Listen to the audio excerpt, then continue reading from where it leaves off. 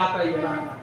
आणि मग त्या ख्रिस्ताला जर आमच्या अंतःकरणामध्ये घ्यायचंय, त्या ख्रिस्ताला जर आम्हाला अंगीकारायचंय, त्या ख्रिस्ताला जर आम्हाला स्वीकारायचंय, तर आमचं जीवन कसं असलं पाहिजे आणि कशा पद्धतीने आमचं जीवन जगलं पाहिजे.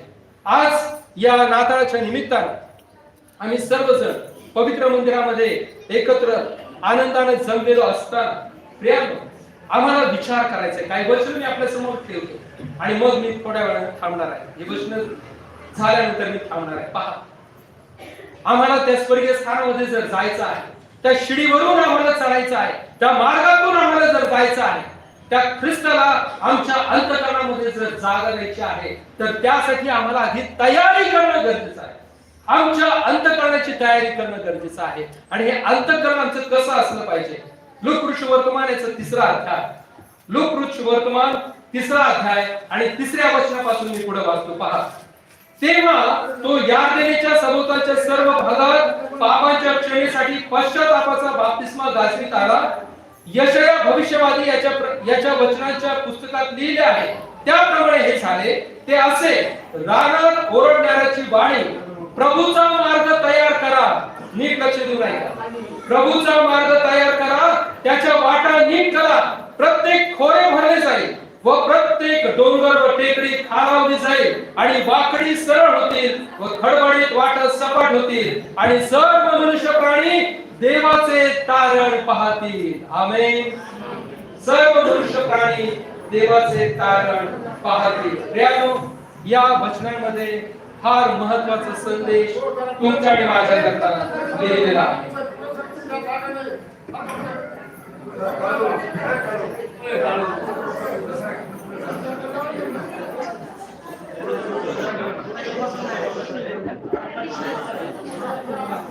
आपण शांत राहूयात आणि शांततेत आपण पुढे जाऊ.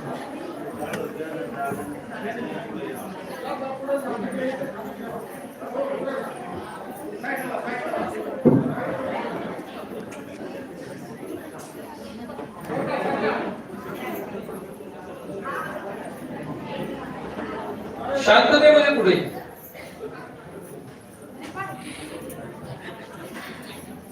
परमेश्वराचं वचन तुम्हाला आणि मला सांग. योहानाने दिलेला हा अत्यंत महत्त्वाचा संदेश आहे. वचन आम्हाला सांगतं, रानात ओरडणाऱ्याची वाणी, प्रभूचा मार्ग तयार करा, त्याच्या वाटा नीट करा.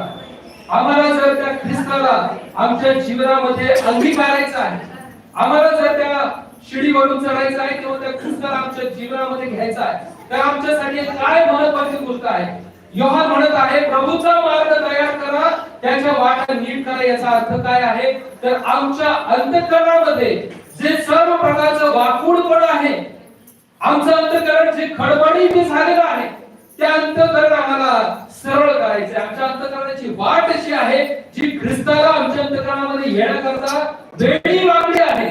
त्या पापानं भरलेल्या वाटेवरून ख्रिस्त तुमच्या आणि माझ्या अंतःकरणामध्ये कधीच येऊ शकत नाही. आणि म्हणून योहान बाप्तिस्मा करणारा म्हणत आहे की त्याचा मार्ग सरळ करा, त्याच्या वाटा नीट करा. प्रत्येक खोरे भरले जाईल व प्रत्येक डोंगर व टेकडी खालावली जाईल. खोरं भरलं जाईल, डोंगर आणि टेकडी खालावली जाईल. खोरं आणि डोंगर टेकड्या हे कशाचं प्रतीक आहे? हे आपल्या अवतीभोवती दिसणाऱ्या खोरं आणि डोंगर टेकड्यांबद्दल योहान बोलत नाही. तो तुमच्या आणि माझ्या अंतःकरणामध्ये असणाऱ्या पापाच्या खोऱ्याबद्दल आणि पापाच्या मत्सराच्या, द्वेषाच्या, रागाच्या टेकड्यांबद्दल बोलत आहे.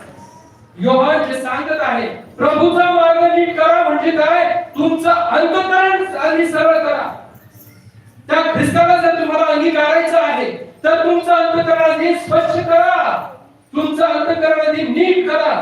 तुमच्या अंतःकरणामध्ये भरलेला एकमेकांबद्दलचा जो द्वेष आहे, एकमेकांबद्दलचे जे पाप आहे, जो व्यभिचार आहे, जे तुमच्या अंतःकरणामध्ये एकमेकांबद्दल असणारा राग आहे, आधी तो काढून टाका. त्या रागाच्या, द्वेषाच्या, मत्सराच्या, खेद्याच्या ज्या टेकड्या आहेत, जे डोंगर आहेत, ते पाडून टाका, ते काढून टाका. आणि काढून टाकण्याकरता, हे पाडून टाकण्याकरता आमच्या जवळ काय मार्ग आहे? आम्हाला पश्चाताप करावा गरजेचा आहे. आमच्यासाठी पश्चातापाचा मार्ग आहे. आम्हाला रडून आमच्या दैत्य देवबापाजवळ जाणं आवश्यक आहे. आम्ही रडून त्याच्याकडे प्रार्थना केली.